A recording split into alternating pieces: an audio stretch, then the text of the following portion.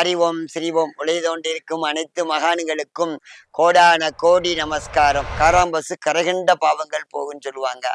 நல்ல ஒரு மாற்றத்தை கொடுக்கும், எந்த தடை இருக்காது. ஆயுள் ஆரோக்கியமும் வம்சப்பிறை 33 தேவர்களும் 80 ரிஷிமார்களும் கோடான கோடி சித்தர்களும் 63 நாயன்மார்களும் எல்லா லோகத்தில் இருக்க எல்லா தேவாதிகள் ரூபமாக இந்த பூஜையில் பண்ணா பலன் கிடைக்கும். எப்படி 108 சிவாலய 108 திவ்ய தேசம் 1008 சிவாலயத்திற்கு போன என்ன பலனோ அந்த பலன் இங்கு ஆலயத்திற்கு இந்த பூஜையில் செய்தால் புண்ணியம் கிடைக்கும். அப்ப பசுமாடுங்கிறது காராம்பசு அனைத்தும் கருப்பா இருக்கும். இங்க பாத்தீங்கன்னா கண்ணன் பக்கத்தில் இருக்கிறது அனைத்தும் கருப்பா இருக்கும். இது இங்க 2 காராம்பசு, அங்க ஒரு 6-7 இருக்கிறது. எல்லாமே காராம்பசுல அனைத்து காது அறை அனைத்துமே கருப்பா இருக்கும். சிறிது கூட வெள்ளை புள்ளி இருக்காது, வெள்ளை முடி இருக்காது. அந்த அளவுக்கு அதான் காராம்பசு. மடி கருப்பா இருக்கும், நாக்கு கருப்பா இருக்கும். இதான் காராம்பசுன்னு சொல்றது. இந்த காராம்பசு வழிபடுகின்ற பொழுது நமக்கு திருமண தடை, புத்திர பாக்கியம் இதெல்லாம் சொல்லலாம் அப்படின்னு சொல்லிக்கலாம். எதுவுமே நடக்கல அப்படின்னா மனப்பூர்வமா பக்தி மூலியமா ஆழ்நிலை போய் பக்தி நிலை மூலியமா நம்ம சொன்னோம்னாக்கும் அந்த நிலையிலிருந்து நம் பூரணமா நம்ம சரணாகதி அடைகின்ற பொழுது நமக்கு கண்டிப்பாக நமக்கு இந்த பூஜையில் பலன் கிடைக்கும். வெள்ளிக்கிழமை, செவ்வாய்க்கிழமை, பௌர்ணமி, அமாவாசை காலங்கள்ல இந்த பூஜை இங்க நடக்கும். சொன்னீங்கன்னா முன்னாடியே நடத்திடுவோம்.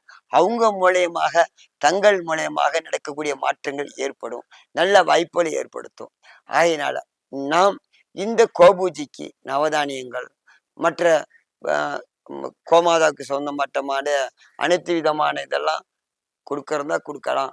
அது எல்லாம் சில பேர் கொடுக்குறவங்க கொடுக்குறாங்க. நல்ல மாற்றத்தை கொடுக்கும். எண்ணிய காரியங்கள் நடக்கும், எந்த தடை இருக்காது.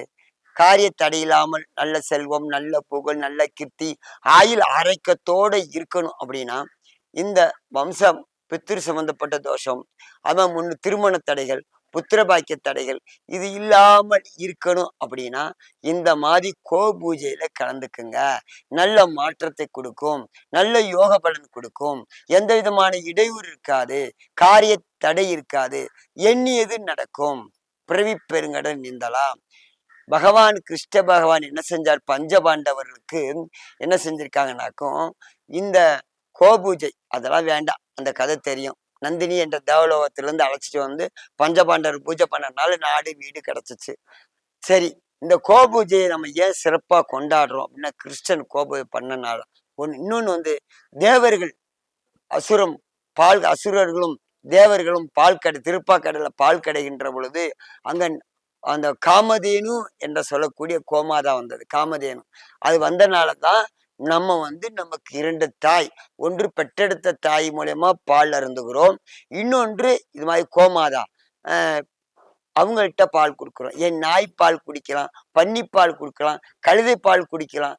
ஏன் இந்த பன்னிப்பால், நாய்ப்பால், மற்ற பால்லாம் குடிக்காம இந்த பசு கோமாதா பால்ல மட்டும் ஏன் குடிக்கணும்னு சொல்றாங்கன்னா நமக்கு சாத்திய குணங்கள், நல்ல அசுரமான எண்ணங்கள், மிருக குணங்கள் வராமல் சாத்தியமான குணம் வர்றனால தேவர்கள் அது முதலாக இந்த பால் கடந்தனால அவங்க இந்த பசுமாடு வந்தனால கோகுலவர்த்தன் கிருஷ்ண பரமாத்மா கோபால கிருஷ்ணன் அந்த கோபுரத்துல இருக்கக்கூடிய பசுமாடுகளை மேய்த்தனால, மாடு மேய்த்தனால கிருஷ்ண பரமாத்மா அவங்கள் மூலயமாக நமக்கு தாய், 2வது தாயாக பசுமாடு, அதை தாய் பால் குடிக்கிறோம். ஏன் அம்மாட்டே இருந்து பால் பத்தல, ஏன் அவ்வளவு தூரம் பேசுறோம்ல, ஏன் நம்ம பசுமாட்டு பாலை குடிச்சு நம்ம சாத்வியம் உண்டாகிறது. நம்ம ஒரு நாளைக்கு 1 லிட்டர் 2 லிட்டர் 1/2 லிட்டர் டீயோ காப்பியோ ஏதோ ஒண்ணு குடிச்சுக்கிட்டு இருக்கோம் இந்த கோமாதா மூலியமாக. கலப்படத்தை பத்தி பேச வேண்டாம், அது நம்ம ஒரே சிந்தனையில போவோம். சரியா? அடுப்பாக்கூறு கலப்படம் இருக்கு, அது இருக்கு, இதுக்கு நிறைய சொல்லலாம், அதெல்லாம் வேண்டாம்.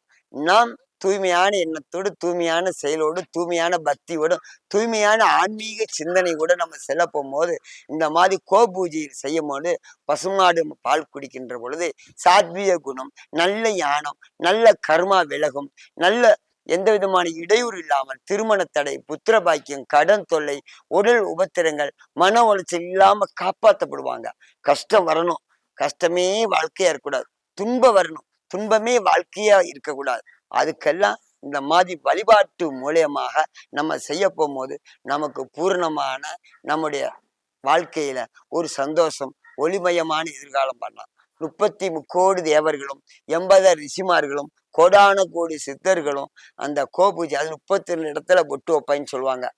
சந்தன குங்குமம் வச்சு வஸ்திரமெல்லாம் கட்டி இந்த கோமாதாவுக்கு இந்த மாதிரி செய்ய போகும்போது நமக்கு என்ன செய்யும், பூரணமான நமக்கு அனுகிரகம் கிடைக்கும். எந்த தடை இல்லாமல் வாழலாம், சந்தோஷமாக வாழலாம், நல்ல மாற்றம் ஏற்படும். இங்க வந்து செவிச்சுக்கோங்க.